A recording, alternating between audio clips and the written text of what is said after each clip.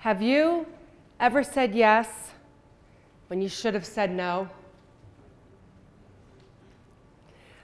My mother used to say, Holly, pencils have erasers because everybody makes a mistake.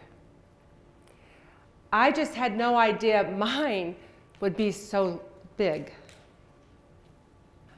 On July 31st, 2014, I was ordered to self-surrender to Alderson Federal Prison Camp in Alderson, West Virginia. I was charged with conspiracy to commit mortgage fraud and money laundering. I was sentenced for 21 months. I was no longer Holly, the trusted real estate broker, but Pazut, 27879058. The day my sister and 3 kids took me to the gate to drop me off was the day I died. How do I say goodbye to my sister who never had children and now has my 3? How do I say goodbye to my 3 kids who thought their mother was their hero? The white truck came down and the guard got out and she said, get in the truck, I'm taking you through the gates. Do not look back at your family and do not wave. Kind of thinking, I wish I had known that so I could have warned my family, but I'm sitting in the truck and I could feel their eyes wondering, why isn't Holly turning? Why isn't she waving goodbye? Most of us have lived in a home or an apartment. Well, I lived in a cube, Cube 44. Only I paid for it with my time. Time was so painful. Time took way too long. The older inmates would come up to me and they'd see me struggling and they'd say, Pazut, don't let the time do you. You do the time. And I thought, that's good. I know where you're going with this, ladies, but you see, I had a different plan. The red phone. That red phone, I'm telling you, that thing had power. That red phone was going to be my automatic release because I knew I wasn't supposed to be there. And every time that phone rang, I would stop and I'd wait for someone to answer and say, release Pazut. That never happened. I would lay in my bunk and I would look across the room at the bulletin board. And half the board was for me and the other half was for my bunkie. I got the slang now. I would look at that bulletin board and I would see my family on the board. And it confused me. I couldn't wrap my head around the fact that my kids' faces are in a federal prison. And then I would think, well, Holly, it's because you're in the federal prison. And then I would think to myself, but why? Why? Why did you say yes? So here's the part where I look for a volunteer. So anyone like to volunteer and help me play a little game called What Should I Do? I only need 1 volunteer, so you guys don't rush up here on me. Ring, ring, ring. Hello. Hi, who's this? Daniel. Oh, Daniel. Hi, how you doing? I'm doing well. How are you? I'm good, thank you. Daniel, I need to ask you a favor. Sure. Thank you. Here's the situation.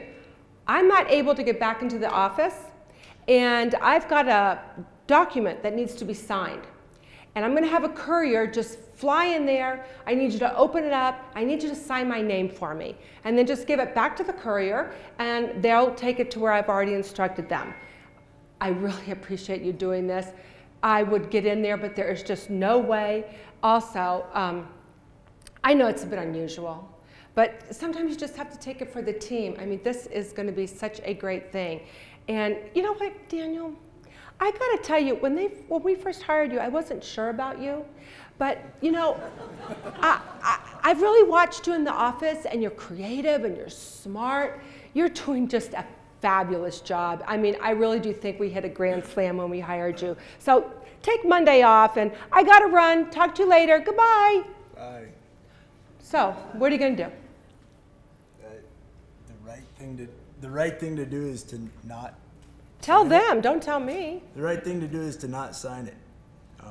But that's a very difficult ethical decision. So what are you going to do? What would I do? It would probably depend on how well I know or how well I trust my boss. But if I'm just starting there, probably not going to, because it's not worth it. So what are you going to do? I would tell the boss that I can't do it. I would ask them to come back in and sign it themselves. Okay. Hope you do it.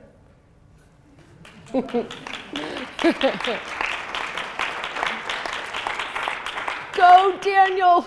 Yeah, but realistically, it's hard to stand here with 125 students and say, I know you're not supposed to, but shh, I'm probably going to sign it.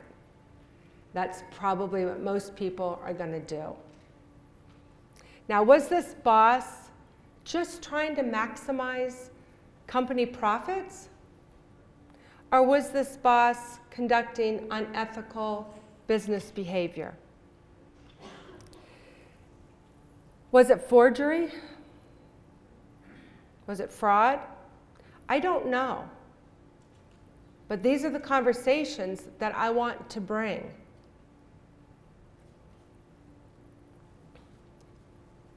He handed me a commission check one day. It made no sense for this man to give me money. It was totally irrational until I rationalized it. I said, why are you giving that to me? And then I took it. I started to think to myself, well, it's kind of true. I did waste a lot of hours, a lot of gas, and yeah, maybe I do deserve it. Mollification. I had heard that other agents have accepted commission checks from time to time for services that they never performed, and it was kind of just a little gesture that contractors would make. It happens. So I kind of blamed it. Well, it's never happened to me, but you know, I mean, I guess it's okay. I mean, I know others who have. You know, just because people jump off a bridge doesn't mean that's okay to go do, but I made it okay. And then, this is a good one. Then he said, you know, Holly, you work so hard.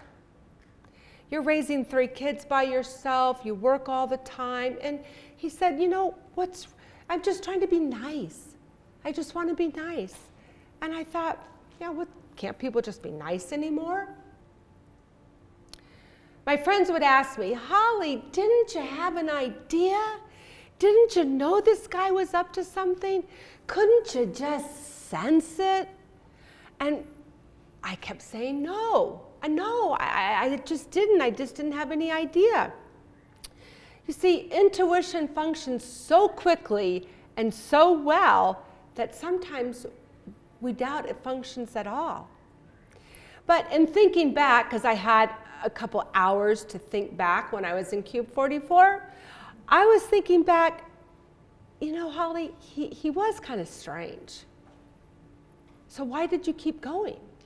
And then I realized, well, even though, I don't know, I didn't think I was doing anything wrong, but I did get that feeling, but I ignored it. I just kept moving.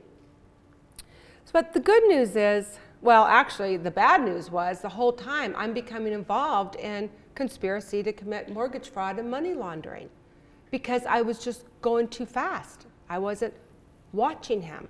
I was making this about me. But the good news is we're all a little bit saint, maybe some more than others, and a little bit sinner. simultaneously. But we're all equipped to make a good decision. But we've got to do a couple of things. We have to listen. We have to process what we're hearing.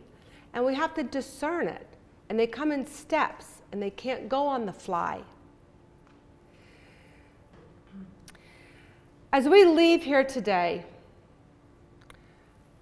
let's leave more aware of our need to protect ourselves from ourselves. I was the worst part of my experience. My decisions were made with a foolish heart, not really for fraud. Although when I was in prison, I was kind of wishing I had done the fraud. I would have felt better about being there. But nonetheless, I needed to protect myself from myself. I believe everybody in this room wants to make a good decision. I want to make a good decision. But there will be times that you will be asked to do something that doesn't feel right. And at the risk of losing your job, or perhaps not getting hired, or maybe it's a personal relationship, you will be challenged. Before you make that decision, do me a favor. Stand back and ask yourself, is this worth the risk?